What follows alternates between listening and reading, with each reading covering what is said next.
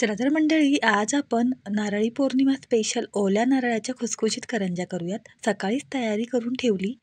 आता ओल्या नारळाच्या करंज्या करायच्या म्हणजे पहिल्यांदा नारळ फोडून खवून घ्यायचा आहे. हे बघा, लक्षात घ्या, नारळ खवून घ्यायचा, नाहीतर बारीक बारीक कापून मिक्सरला फिरवून घ्यायचा आणि गूळसुद्धा बारीक कापून घ्यायचा आहे. आता गॅसवर आपण कढई ठेवायची आहे आणि त्यामध्ये 1 चमचा तूप घालायचं आहे.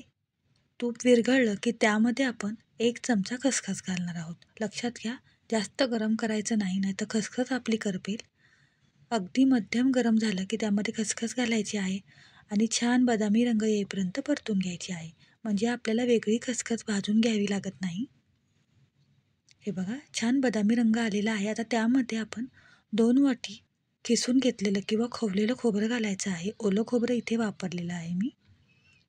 हे बघा, शक्यतो वाटीचं माप घेताना दाबून घ्यायचं खोबरं आणि 2 वाटी ओलं खोबऱ्यासाठी 1 वाटी बारीक कापून घेतलेला गूळ घ्यायचा आहे. आता इथे आपल्याला लक्षात ठेवायचं आहे की गूळ आपल्याला किसूनच घ्यायचा आहे, म्हणजे काय होतं की तो छान असा पटकन विरघळला जातो. आता एक 4 ते 5 मिनटं सतत आपल्याला हलवत राहायचं आहे, म्हणजे काय होतं की गूळ छान विरघळतो आणि गूळ आणि खोबरं छान असं एकजीव होतं. आणि दुसरी महत्त्वाची गोष्ट म्हणजे आपल्याला गॅसची फ्लेम आहे ती अगदी मीडियम टू लो ठेवायची आहे. गॅस खूप मोठा ठेवायचा नाही, नाहीतर आपलं सारण आहे ते खाली लागलं जाईल. हे बघा, तुम्ही बघू शकता, 4 ते 5 मिनटं होत आलीत. मस्तपैकी आपलं सारण तयार होतंय. गूळ छान विरघळलेला आहे आणि गूळ आणि खोबरं छान एकजीव झालेलं आहे. हे बघा, रंगही सुरेख आलेला आहे. मस्तच. अगदी सरसरीत आपलं हे सारण तयार झालेलं आहे. आणि अशा प्रकारे जर तुम्ही सारण केलंत ना, तर फ्रीजशिवाय सुद्धा 4-5 दिवस अजिबात खराब होत नाही आणि फ्रीजमध्ये ठेवलं तर महिनाभर खराब होत नाही. सणावाराला एकदम करून ठेवलं तरीसुद्धा चालेल. आता सगळ्यात शेवटी त्यामध्ये आपण जायफळ किसून घालूया. जायफळमुळे काय होतं की छान असा फ्लेवर येतो करंजीला. हे बघा, खूप सारं मस्तपैकी जायफळ घातलेलं आहे किसून. आता व्यवस्थित मिक्स करून घेऊया आणि गॅस बंद करूया. आणि आता हे सारण पूर्णपणे थंड करून घ्यायचं आहे. हे बघा, छान मिक्स करून घेतले. आता हे मी साईडला ठेवून देते. आता एका पातेल्यामध्ये काय करायचं आहे, 1 मोठी वाटी मैदा घ्यायचा आहे. त्यामध्ये 2 चमचे बारीक रवा घालायचा आहे. लक्षात ठेवा, आपली करंजी आहे ती वरून खुसखुशीत व्हावी यासाठी बारीक रवा आवर्जून घालावा. चवीपुरतं मीठ घालायचं आहे आणि 2 ते 3 चमचे कडकडीत तेलाचं मोहन घालायचं आहे. सॉरी, तेलाचं नाही, इथे मी तुपाचं मोहन घेतलेलं आहे. आधीच गरम करून घेतलेलं आहे आणि यामध्ये घालते. लक्षात ठेवा, कडकडीत तुपाचं मोहन आपण इथे घालणार आहोत. आता गरम आहे त्यामुळे पहिल्यांदा चमच्याने मिक्स करून घेऊयात. हे बघा, अशा पद्धतीने अगदी पटपट होतात ह्या करंज्या, पण खायला इतक्या चविष्ट होतात म्हणून सांगते तुम्हाला. तुम्ही पहिल्यांदा जरी करत असाल ना, तरी या प्रमाणात नक्की करून बघा, घरच्यांना सगळ्यांना खूप आवडतील. हे बघा, पहिल्यांदा आता आपण मोहन ते घातलं होतं ते सगळं पिठाला छान असं चोळून घ्यायचं आहे.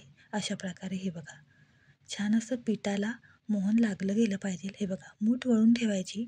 मूठ छान वळली गेली की समजायचं आपलं जे मोहन आहे ते अगदी परफेक्ट पडलेलं आहे.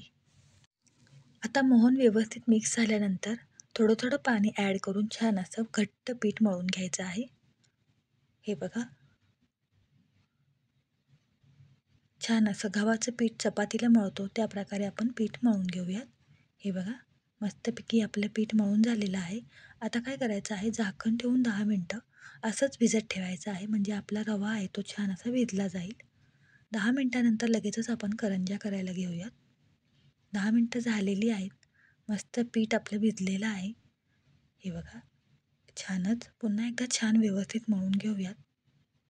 आता पीठ आपलं छानपैकी मळून झालेलं आहे. त्याचे आता छोटे छोटे पुरीला करतो ना, त्याप्रमाणे गोळे करून घ्यायचेत. हे बघा, तुम्ही करंजी किती मोठी करता छोटी करता त्यानुसार गोळे करून घ्यायचेत. मी इथे मीडियम गोळे करून घेतलेले आहेत.